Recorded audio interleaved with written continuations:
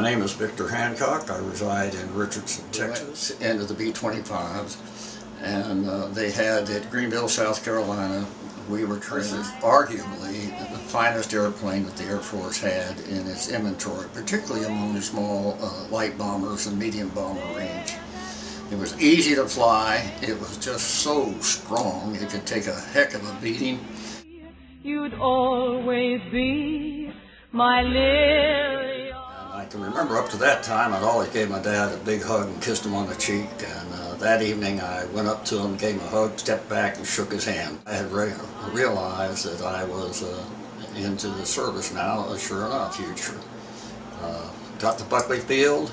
The universal cry by all the other soldiers up there was that you'll be sorry. The old saying used to be, if you can get through primary and live through basic, you'll graduate from advanced. The colonel said to us, you're going to combat. Hooray! It's pretty interesting, you know. I mean, here we've been flying and training, and so here we're seeing combat missions come back, and that's a different feeling than you ordinarily have, particularly if you're having overactive imagination, and mine is that way. And the commander of our group wanted to fly over Bologna. We'd bombed the rail yards at Bologna. The other colonel at the 520 said, only if Hancock flies it. So I got to do that. And it's booming and bumping up and down the airplane. We could smell the cordite and hear the death rattle. And I was scared, man. I was really scared. And I never got over that feeling of the interdependence of the military upon. There's nobody really more important than anybody else. There are thugs in the world, and the only thing that they understand is when the people they're trying to subdue, or friends of the people they're trying to subdue, will stand up to them. And that's what I think we did in World War II, and I think we're a great country, and I'm proud to have served. Anybody can tell a story that's serious about a war, but one that maybe is a little bit serious but not dangerous. My own Lily Marr. And I went on sick call, and the medic said I had 105 degrees temperature. It turned out that I, of course, had the chicken pox, and I had the measles. Show you Army logic. The guy in the bed next to me had chicken pox and had the measles, and they had him there with the measles and me with the chicken pox. And the logic was that I wouldn't catch anything from him, and he couldn't catch anything from me. So. Underneath the lantern, B-24 came into the base one afternoon late, and after about an hour I came out there and ducked down and got into Bombay. And I was standing there, and his foot kicked me and said, "Hey, do I know you?"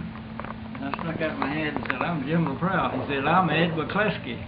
He and I used to play sandlot football together when we were in high school. He went to North Dallas, and I went to Woodrow Wilson High School. time would come for roll call, time for us to part. Wherever they sent us, that's where we went. I was 3 years in service. I was drafted from Ozone Park, New York. We went to Fort Dix, Camp Upton, I should say. Then from there we went to Miami Beach, Florida for basic training, and everybody says, "Oh, what a job." And then from there we were put together in the 931st Signal Battalion. Florida to Los Angeles, from Los Angeles to Melbourne, Australia, from Melbourne, Australia to Bombay, India, and then from Bombay, India on train east of Calcutta. That's where Pattaya, India is. And that's the beginning of the trip. Served in China, Burma, and India. For a year and a half I was over. Being tied to the Air Force, you were not too much in combat. The only time we were in combat was when we were in Burma for a couple of days. But that's all. The rest of the time it was at airfields and different camps. Your sweet face seems to haunt. There were four pieces to our division, and we were in A Company. the major who was in charge sent us all to different locations. This is 45. This is 38, so that's before the Japanese really took over China.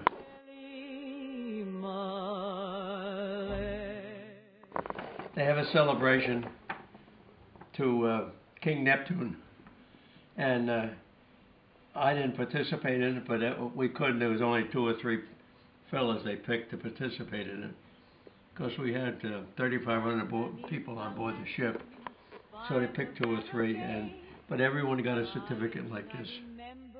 The way you used to wait, 'twas there that you whispered tenderly.